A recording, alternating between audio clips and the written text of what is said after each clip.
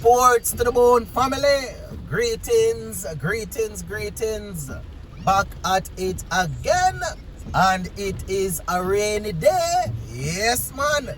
Making my way home from work. Gonna be talking to you all in the traffic. Yeah, man. Give a listening ear, my people. Comment section is open. Also, if you have not yet subscribed to the channel, I am asking you to go ahead and subscribe. Also turn on that post notification bell so you can be notified whenever I upload a video. Alright, so this one is basically a reasoning video while I make my way through the rain here. So T20 World Cup, my viewers and subscribers. I was reading something this morning, and I was looking at an article and they were talking about West Indies' chances of really securing the World Cup. Now, we would be the first team to win the T20 World Cup at home, and it's not the first time that we're having a World Cup and we are really heads over heel and thinking that we really can walk away with it. Going in, my people, I like the squad.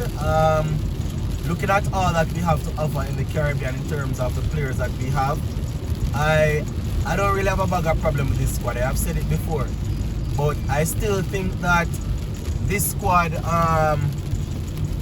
this squad basically short something. If we're going to win this World Cup, I am still a bit worried about a couple of things, and we will look at them as we go along here. The obvious one is the bowling. We have preached about this several times, right?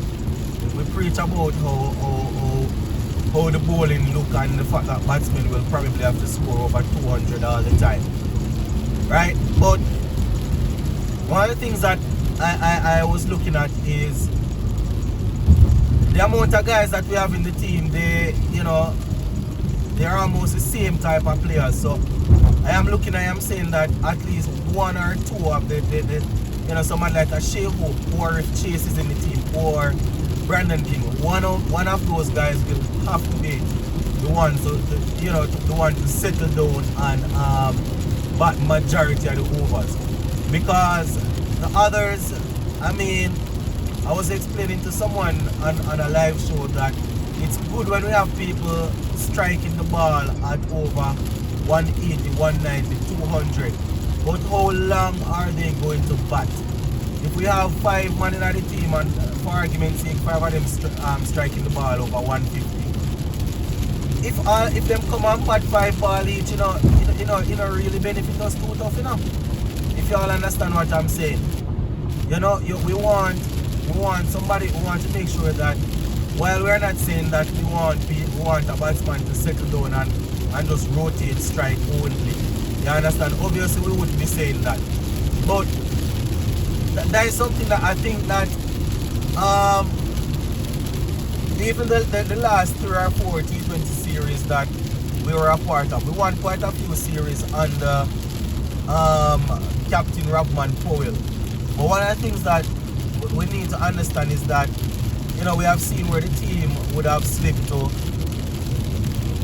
50 yard for 5, 60 yard for 4, 60 yard for 6. You understand? And then the power come in. You understand? So it's not all the time we're going to have that where the guys in the back end will definitely be able to get on top of the bowling and power us over 180, 200. We're not going to always have that. So we're always calling for a good start, yes, but it being T20, we're not always going to have people that are able to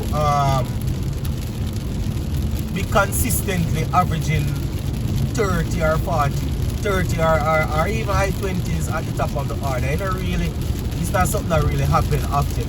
That is why a lot of people, you could say they are frustrated with the Evan Lewis situation. Because to be averaging 30 or 31 in T20 cricket and also striking at 150 or so, it's not easy. So, for people wondering why people are always hung up over, I was talking about Heavy Lewis. That's one of the reasons, right? His average is pretty good for an opening batsman, and he strikes the ball pretty well. So we're not always gonna have that. So going into the World Cup, that is something that I really think that we need to get right. A batsman that will batting in the top four, somebody that will settle down and bat out most of the overs, right? Talking about a good 12, 13 overs or so. Because that, in my opinion, that is the only way we can sure say, boy, we're not going to really slip and get ball out. You understand? We like to say that it's T20 and it's all about power right through. But at the end of the day, we have seen several times where our batsmen get ball out in T20 cricket. So I am looking that we need that batsman there, and that is why Shea Hope or Rastan Chase is in the team. Somebody like a Sheffield Rutherford can play that role also. You understand? We have seen him before. I think the last series that we played, there was a game that he scored. I think he was 60 and not out, and that was a good innings. We know of his power and his ability to time the ball, but he's also good at rotating. But we just have to wonder if these guys are gonna be disciplined enough to really bat that long. And then again, one might say that with all that power in the team, you don't need anybody to be batting that long. But my answer to that is power sitting in the dressing room doesn't necessarily mean power converted when you go out there. You understand? A potential energy or potential power. You understand? But once you don't face any ball, nothing is guaranteed. So whoever is out there, you want them to sit. So that is the first thing that I'm looking at, my people. Somebody that will really balance out things. We hear the selectors saying that the squad is balanced. We obviously know about the bowling. This is the part. So I'm assuming with Rastan Chase and Shea Hope in, that is one of the things that would tick the box where they would say that it's balanced, because you have people that will play that role. So that is one thing. And I mean, these are things that we have looked at before, and I'm sure that leading up to the T20 World Cup, we will be talking about these things a lot. So that is one thing that we definitely need to work on. The next thing that I would say that we need to get right as a team is how sharp we are in the field, how vigilant.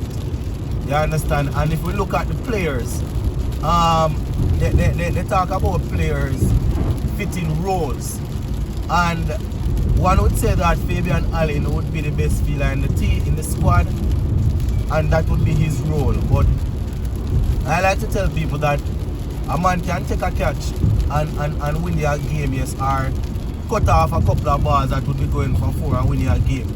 But at the same time, you can't just put the man in the squad like that because of that. You understand? Because, unless he's going to be a substitute fielder or something. Not saying that he's not good. And the same could apply for Hayden Walsh Jr. Right? We have seen him being utilized as substitute fielder, even though sometimes him go there and not really work out. But you have to look at it in its entirety.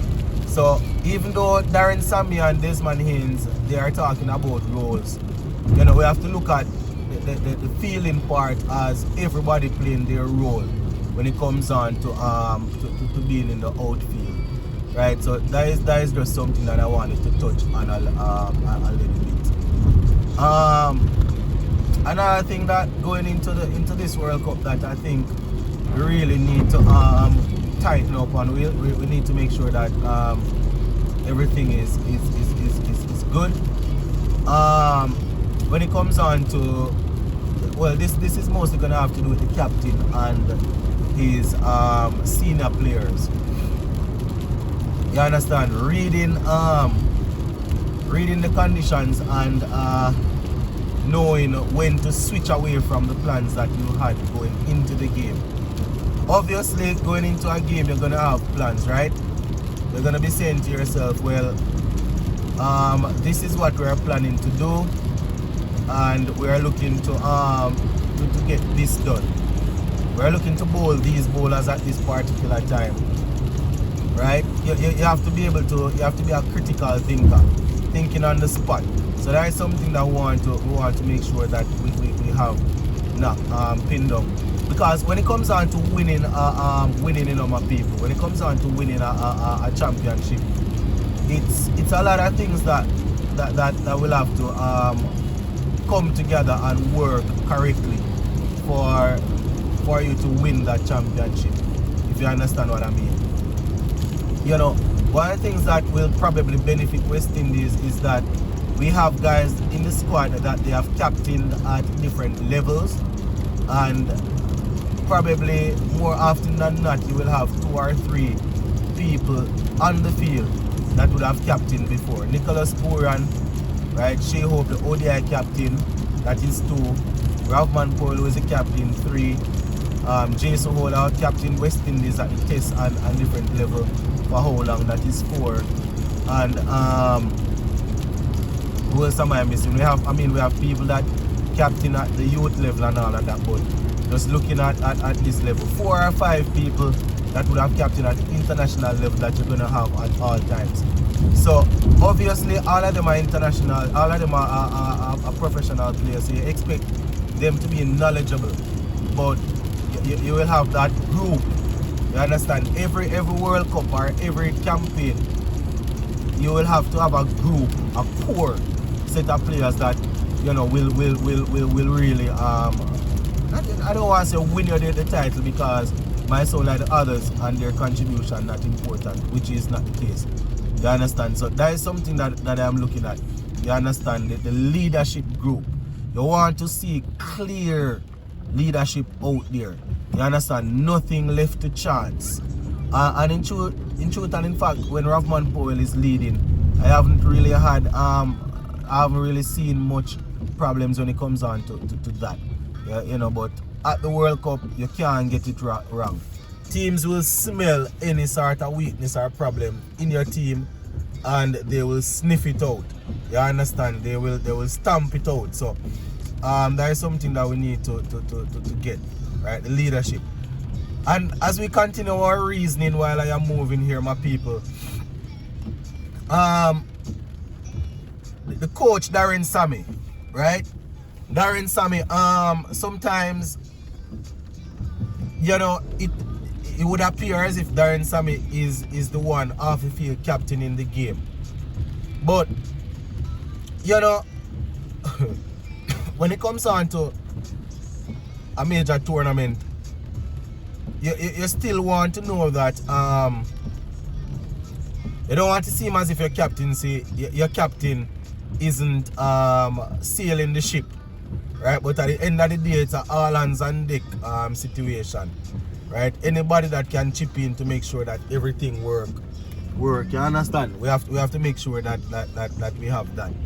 You understand? So Darren Sammy is a man that is always involved. You can understand that even throughout the game, he's probably going to be sending stuff out there to Ravman Powell to try. Yeah, you know, and usually they come up with a strategy or a plan before the game, and then the captain is the one that implements it and tweak it as he goes along out there, especially if he's an experienced captain. But as we know, Darren Sammy is an involved person. So I don't know, I can probably cover this one on the umbrella of being, you know, I don't know if I should say, well, I just did leadership, you know, but under the umbrella of unity, or, you know, everybody together. You know, if you think about football, if you watch football, like all the Premier, any football, you have professional ball boys, you know. The boys that are out there when the ball goes out of play. If, you know, when they're at their home ground, they know how to control the tempo. They can help to control the tempo of the game. You understand?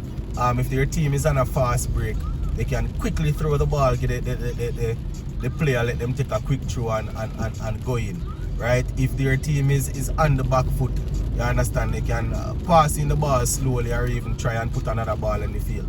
it doesn't look good, but you know it's something that we have seen. I think it was Mourinho famously worked with a ball boy like that, you know. You know, and Pep, as we know, Pep's all of the boy them get coached like that. You understand? So it's a whole hard thing, you know. We don't want people come in and behave as if, you know, they want to be the only ones to really help to get us across the line. We still have to bear in mind that, you know, they always say too much rat never dig a good hole. So you don't want a bag of people really just trying things, but you know, you want to get a very good balance when it comes on to that. So that is something that I wanted to touch on. All right, the next thing is this one will be, you can say, getting the I know that the curators, they are trained by ICC, and you know, it's an ICC global event and all of that. But if anybody should be surprised, it should be the overseas people. You understand? You know, we should be going into all our games understanding that if we win the toss, it is best to do this. If we lose the toss, well, if we win the toss, it's best to bat or best to bowl. You understand? We need to understand all of that. You know, not saying that they're not supposed to pass information to the other team, but our local knowledge will let us know that if we look on this pitch, this is what we're supposed to get. You know, we're not supposed to run in on a surprise or anything like that. So, as I said earlier, with people in the dressing room helping out, it's all hands on deck.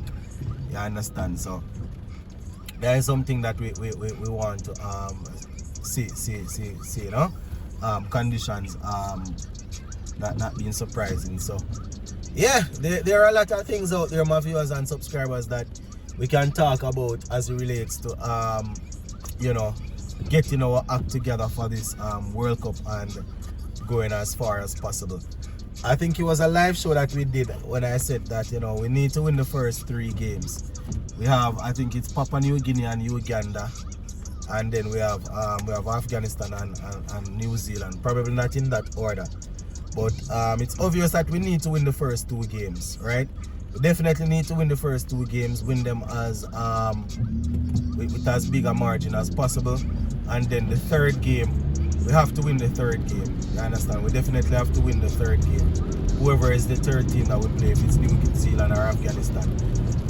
If we slip up and lose the final game, you know, I'm one of them things there, but we need to win the first 3 games to make sure that you know, we are good and through to what's that, the Super 8, or we have so many teams. I don't know if it's Super 8 or Super 12 or Super 12 yet, but yeah, quite a few things to talk about, my viewers and subscribers. We're gonna leave it right here, so for now, you know.